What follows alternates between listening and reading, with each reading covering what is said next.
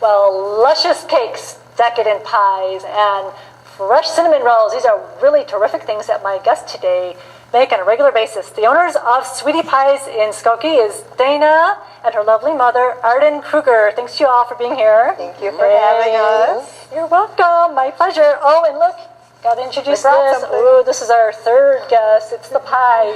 Now, this is the cashmere. What kind of pie is this? Cashmere. It's our chocolate cashmere pie. And we're going to eat it later.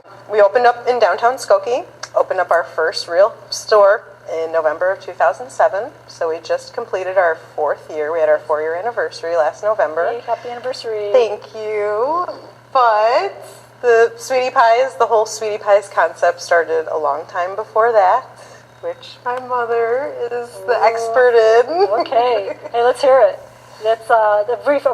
We're going to do a brief history of your store. By the way, we were talking ahead of time, and it's fascinating. You guys are family oriented, and everything's fresh ingredients and all that. And then also coming up, we're going to show the scrumptious food, pies, and you also make sandwiches. Go ahead, Arden, and tell us about how it started. Well, it originally started out with my 2 sisters and myself, and we were going to have a bakery. You know, we were all thinking of different businesses that we wanted to go into, and we would have family and friends taste test our pies, and we came up with a name. And then eventually my sisters kind of waned off and started doing their own thing, but I still had a passion for baking and wanting to do Sweety Pies. My kids and their friends always would hang out at our house, and I always had something baking or cooking, and the friends knew about it, so they would come over. Be test tasters too. So this is like 12 years ago, 15 years ago. Yes, 15 when years Dana ago. was in college. So you've been cooking. We're talking about this. You've been cooking all your whole life. Right. Okay. So they continue to be interested in it, my kids, because they always heard me talking about my Sweety Pies. And Sweety Pies, is that what you refer to your children as? No. Okay. Just the bakery. Sometimes we would talk about that, and that was probably how that name got into the whole voting. Like, we were at my aunt's house, we were talking about names, Sweety Pie. We probably said things like, "Oh, we call each other Sweety Pie," and "Oh, that sounds great. That makes sense. It works perfectly." And that was what we called our imaginary business that we talked about for 10 or 12 years before we ever actually even opened it. So we were always thinking about Sweety Pies, talking about Sweety Pies. Voted on the name when we were taste testing pies at my aunt's house. Okay. And then it was like a concept that was kind of living inside all of us for a long time while we were doing other things. And then 5 years ago, you said, we're going to do this. Pretty much. And then a year later, there it is. Building the whole thing. We're going to look at some pictures. Everything's homemade. Like, my brother makes amazing chili. Let's see, the next one is, there's the outside of it. Yeah. And by the way, this is taken in December of 2011, and look how nice the weather is. This is just a month ago. Now it's been cold and snowing. Yes, and you're right by the church. Oh, there's the gingerbread man. And I took that picture. That was on a tray before you served it. Yeah, that was probably right around the holidays. Our little gingerbread boys and girls. There's the Hanukkah gingerbread house. Blue and white. For our Jewish. Oh, there's the inside. You can lay down and take it. We've had people do that periodically. You know, it's a very restful, cozy place. And there's a cake decorating now. Now that's before Sweety Pies ever even opened. We made about 6 dozen mosaic cookies in the likeness of the logo for the Mosaic Society for my aunt, who is a huge mosaic artist. We got a lot of artists in the family. Interesting. Wow. Okay, and then there's a wedding cake being decorated by that being none other than you, Dana. Me, yeah. Dana, look at that. I was right out of French pastry school with my first job that I had, and I was decorating a little wedding cake and learning a lot about attention to detail. Yes, we were talking about that earlier.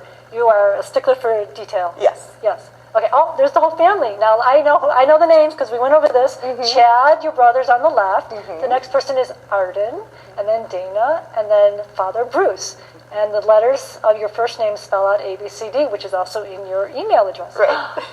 And this is taken during the summer. Oh, I love this picture. I got this from your website again. The two of you, right? I'm sorry, I'm talking. Where was that taken? That was right when we opened, actually, at our first spot where we opened, which was just down the block from our current location. And we had a little article in the newspaper, and we had a little picture that they did a nice shot of us. Yes, I like that. And you guys are by the cigar place, and you're there's a we're sandwich. right down the street from there. There's a sandwich. That looks good. And the tomatoes in the back look really good too. Everything's fresh. Very fresh. Is the turkey fresh? Oh, Absolutely. and there's a cake. One of many, many cakes. That's a birthday cake for a boy. Your restaurant's very family-oriented and community-oriented. I love that, community-oriented. And when I looked at your website, you said one of the ingredients that you use is love, which I think is wonderful. I can feel that. The love for each other, for Sports cars, roads. That's always popular. That's one of our little cakes. Actually, that was for my mom and dad's birthday, I think. And what we do there is just throw together all the things that we really love and that we can't resist and want to eat, like coconut macaroons and the flourless chocolate cake. And flourless, is that healthier? The flourless chocolate cake, is that healthier? Well, I mean, it's good for people who have gluten intolerance, and we do have a couple things on our menu that are regularly on there, and they're gluten-free. And we just like it because it's decadent and rich and delicious. It's still very chocolatey. There it is. A steampunk cake, which steampunk was a special request. Actually, that was for a friend of mine. And it kind of marries a couple different genres of like engineering and kind of mechanics, and also a little bit softer, whimsical things like from the Victorian era. And it's delicious, and it's fun, and it looks like it has little operating parts. Yeah, and is that silver at the top? Yeah, that silver? It's all edible, and that's kind of got some different fondant and cake, kind of sculpted cakes that are components of it, and you use all edible materials. I typically try to use always edible materials, and make little funky, but it looks like metal. It's painted with luster dust, which is an edible. You can make it look silver, copper, gold, but you can paint it on, and it's edible. And you it's like fun doing to play that with that. And you learned that at pastry school? We did experiment a lot with all different kinds of mediums, and I learned a lot at French pastry school about things like that, where you get a quick immersion into really interesting techniques and different types of things. What was the name of that school again? It's the French Pastry School, in which Chicago? is in downtown Chicago. Is it like a year long?